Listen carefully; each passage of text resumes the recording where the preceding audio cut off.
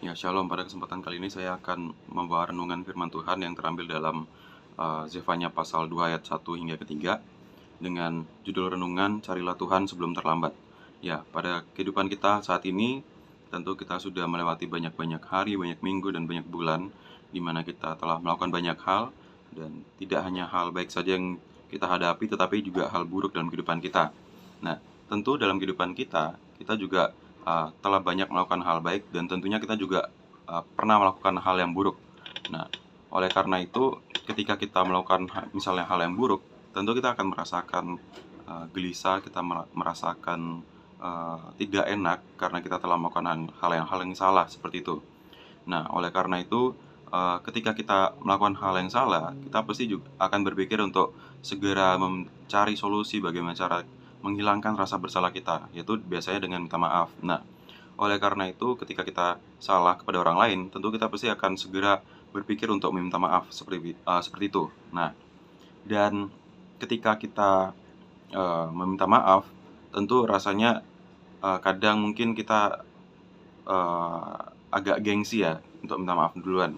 Dan ketika kita mau meminta maaf, kita pasti akan berpikir apakah saya harus minta maaf sekarang atau nanti, seperti itu. Nah, tapi ketika kita berpikir seperti itu, kadang kita berpikirnya seperti oh nanti saja kita minta maaf, dan akhirnya mungkin tertunda-tunda terus gitu.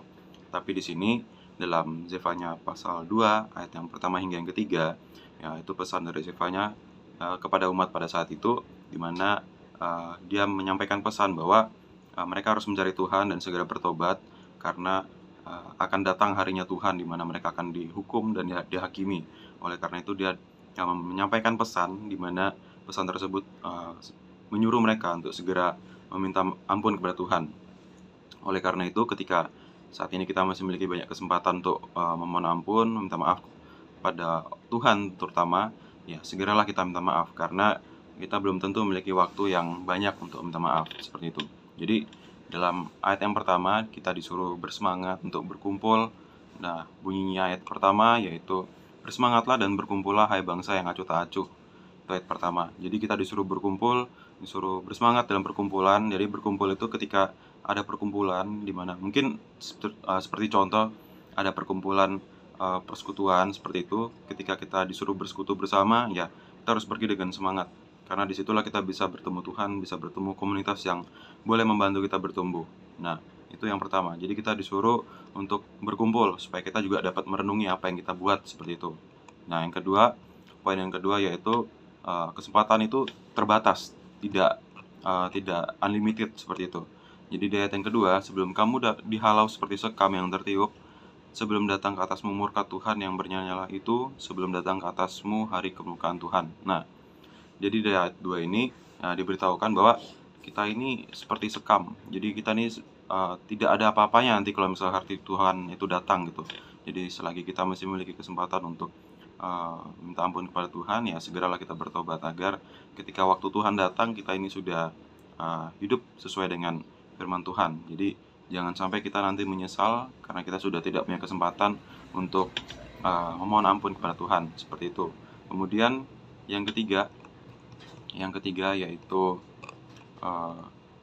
ada 3C di sini yang saya buat, yaitu carilah Tuhan, carilah keadilan, dan carilah kerendahan hati.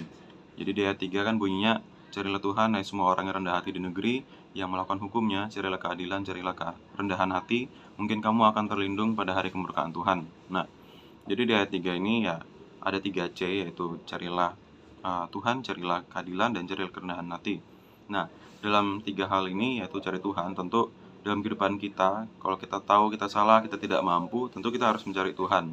Kemudian ketika kita sudah mencari Tuhan, tentu kita harus mencari satu hal yang dapat membenahi hidup kita, yaitu keadilan. Itu dimana hidup yang benar, hidup yang berintegritas, hidup yang baik, seperti itu. Oleh karena itu dikatakan juga carilah keadilan. Nah, dalam kehidupan kita juga kita disuruh carilah kerendahan hati.